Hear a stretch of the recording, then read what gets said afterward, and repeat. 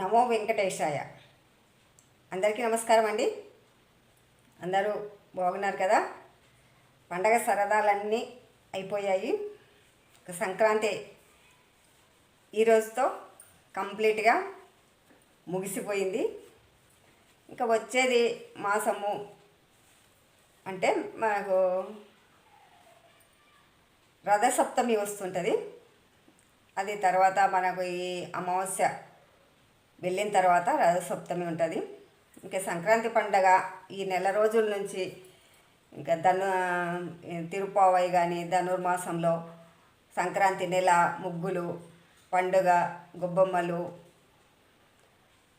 కొత్త బట్టలు, కొత్త అల్లుళ్ళు, కోడి పందాలు ఇవన్నీ అయిపోయాయి. ఇంకా మళ్ళా అందరూ పల్లెటూర్లకు వెళ్ళి తిరుగు ప్రయాణం అవుతున్నారు. పిల్లలకు సెలవులు దాదాపు ఒక వారం 10 రోజుల దాకా సెలవులు ఇచ్చారు స్కూలు కానీ కాలేజీలు కానీ. ఆ తర్వాత ఆఫీసు వర్క్ చేసే వాళ్ళు కూడా సాఫ్ట్వేర్ కావచ్చు, హార్డ్వేర్ కావచ్చు, గవర్నమెంట్ జాబులు కావచ్చు, ప్రత్యేకంగా పిల్లల కోసము ఊర్లోకి వెళ్ళి తన సొంత ఊర్లో వెళ్ళి పండుగ చేసుకోవాలని ప్రతి సంవత్సరము ఇలాగే జరుగుతుంది. అయితే పిల్లలకు సెలవులు ఇచ్చారని పెద్దవాళ్ళు కూడా సెలవులు తీసుకొని ఊర్లకైతే బయలుదేరారు, పండగ చేసుకున్నారు, అయిపోయింది. ఇంకా తిరుగు ప్రయాణం అయితే అవుతున్నారు ఇంకా ఒక్కొక్కరు. ఇంకా మళ్ళీ హైవే అంతా జామ్ ట్రాఫిక్తో ఇంకా అంత ఉత్సాహంగా వెళ్ళేటప్పుడు ఉన్నంత ఉత్సాహం వచ్చేటప్పుడు ఉండదండి. మనం ఎంత గమనించుకున్నా కూడా పిల్లలు కానీ పెద్దవాళ్ళు కానీ అంత ఉత్సాహంతో వెళ్తాము వెళ్ళేటప్పుడు. అది ఇంకా పెళ్ళిళ్ళకి కానీ ఏదన్నా ఫంక్షన్లకు కానీ ఇంకా ఇలా సెలవులు వచ్చినప్పుడు అయితే పిల్లలకైతే ఇంకా పట్టలేని ఆనందం ఉంటుందన్నమాట. ఇంకా ఈ కొద్ది సెలవులకే వీళ్ళు ఇంత ఆనందపడతారు. సమ్మర్ సెలవులలో అయితే ఇంకా ఫుల్లీ ఎంజాయ్ చేస్తారు. ఇంకా వాళ్ళకి కోరినన్ని సెలవులు వస్తాయి అప్పుడు. ఇప్పుడైతే పండగకు వెళ్ళిన వాళ్ళు మళ్ళీ తిరిగి ప్రయాణం అవుతున్నారు. ఇంకా వాళ్ళ పిల్లల తిప్పలు చూడాలి. అంత బాధతో బయలుదేరుతారు అక్కడి నుంచి.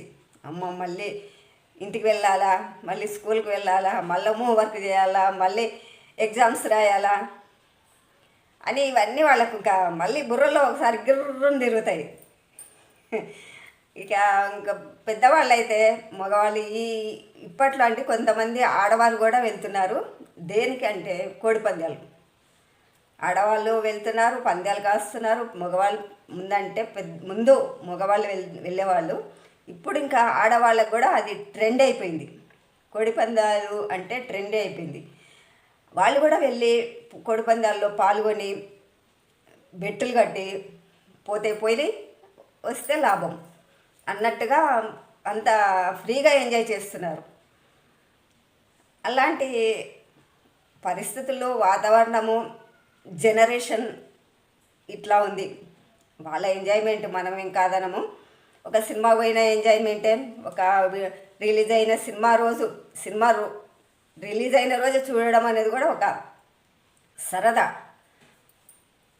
ఇలాంటివన్నీ చిన్న చిన్న అనుభూతులన్నీ సొంతంగా వాళ్ళు క్రియేట్ చేసుకొని వాళ్ళ ఆనందాలు తీర్చుకుంటున్నారు. అయితే కోడి పందాల్లో కోట్లు పోయినా బాధపడట్లేదు, కోట్లు వచ్చినా బాధపడట్లేదు. ఎందుకంటే కోట్లు పోతాయి వస్తాయి, రెండు సమానమే కదా. కానీ పోయినవాడు బాధపడతాడు, వచ్చిన వాళ్ళు ఖుషి పడతారు.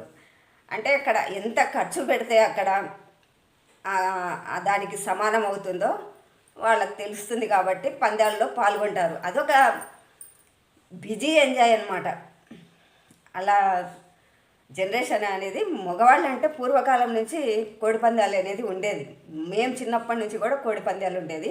మేము చిన్నప్పుడైతే ఇంకా కోడి పందాలు అంటే ఎక్కడో దూరం పొలాలను ఎక్కడో ఒక దగ్గర గ్రౌండ్ చూసుకొని, గ్రౌండ్ లేకున్నా పొలాలన్నీ సాఫ్ చేసుకొని అక్కడ కోడి పందాలు అయితే చేసేవాళ్ళు.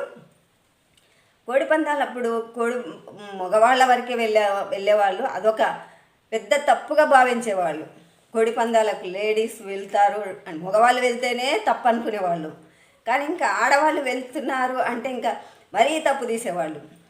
అప్పుడు వెళ్ళకపోయేవారు, కానీ వాళ్ళు కూడా మగవాళ్ళు కూడా ఆ లేడీస్ని రానివ్వకపోయేవారు. ఎందుకంటే అక్కడ కొద్దిగా చుక్క ఉంటుంది, మందు ఉంటుంది, ముక్క ఉంటుంది, ఇవన్నీ ఉంటాయి కాబట్టి లేడీస్ని అక్కడికి రానివ్వకపోయేవాళ్ళు. అదొక తప్పుగా భావించేవాళ్ళు. కోడి పందాలు అనేది దగ్గర అప్పట్లో మా చిన్నతనంలో అట్లా చేసేవాళ్ళు. ఇప్పుడైతే కోడి పందాలు అంటే ఒక గేమ్ లాగా అయిపోయింది. ఇంకా గేము ఎంత ఎంజాయ్ చేస్తారో వాళ్ళకే అర్థమవుతుంది. ఇంకా కోట్లు కోట్లు గుమ్మరిచ్చేసుకుంటున్నారు. వస్తే లాభం, లేదంటే నష్టం, అంతే. కానీ అదొక ఎంజాయ్మెంటు, అది చాలా పెద్ద ఎంజాయ్మెంట్ అనమాట. ఇంకా తిరుగు ప్రయాణం అవుతున్నారు కదా, ఇంకా అక్కడి నుంచి బయలుదేరడానికి ఇంకా మనసు పడే కష్టం చూడాలి. ఆడవాళ్ళకి కానీ మగవాళ్ళు అంటే ఇంకా తను డ్యూటీలోకి ఎక్కాలి అని చెప్పి బయలుదేరి వచ్చేస్తుంటారు. ఇంకా పిల్లలకి ఆడవాళ్ళకి ఉంటుందండి, అయ్యో ఇంకా వెళ్ళాలా మళ్ళీ అదే వాళ్ళకు ఒక పెద్ద కష్టం అయిపోతుంది. ఇక్కడ పిల్లలకి స్కూల్ పంపించడము, తర్వాత జాబులు చేసే వాళ్ళైతే జాబుకి ఎక్కడము, ఇలాంటివన్నీ వాళ్ళకి పెద్ద ఆ కొద్దిసేపే ఉంటుంది. మళ్ళీ వచ్చిన 2 రోజుల్లో మళ్ళీ పల్లెటూరు వాతావరణమే తలుచుకుంటూ ఉంటారు. 2 రోజుల్లో మళ్ళీ అది మర్చిపోతారు, అట్లా ఉంటుంది. కానీ వచ్చేటప్పుడు ఇప్పుడు తిరిగి ప్రయాణం అయ్యి ఇంటికి మళ్ళీ యథాస్థలంగా జాబులకు స్కూళ్ళకు హాజరు కావడానికి మాత్రం ఇప్పుడు మాత్రం చాలా ముఖాలు ఒకే రకంగా ఉండవండి. ఇక ఏంట్రా బండి ఎక్కరా అని, ఎక్కవే బండి అన్నట్టు అదొక బాధాకరంగా బయలుదేరుతారన్నమాట. అక్కడి నుంచి పల్లెటూరు నుంచి పట్టణాలకు అలా ఉంటుంది. వాళ్ళు ఇంటి దగ్గర ఉన్న పెద్దవాళ్ళు కూడా బయలుదేరే పద్ధతి కూడా ఇంకా 2 రోజులు ఉండకపోయారు. అంటే సెలవులు లేవు కదా, అక్కడికి వెళ్ళడానికే ఇప్పుడు వాళ్ళు అంత కష్టపడిపోతున్నారు. మళ్ళీ ఇవన్నీ అక్కడికి పోయినాక పిల్లల్ని స్కూల్కి పంపించాలి, వాళ్ళు జాబులు ఎక్కాలి, వాళ్ళ భర్తలు జాబులు ఎక్కాలి, వండుకోవాలి, తినాలి, ఇవన్నీ కష్టాలు అయిపోయినాయి. జీవితమే ఒక కష్టం అయిపోయింది.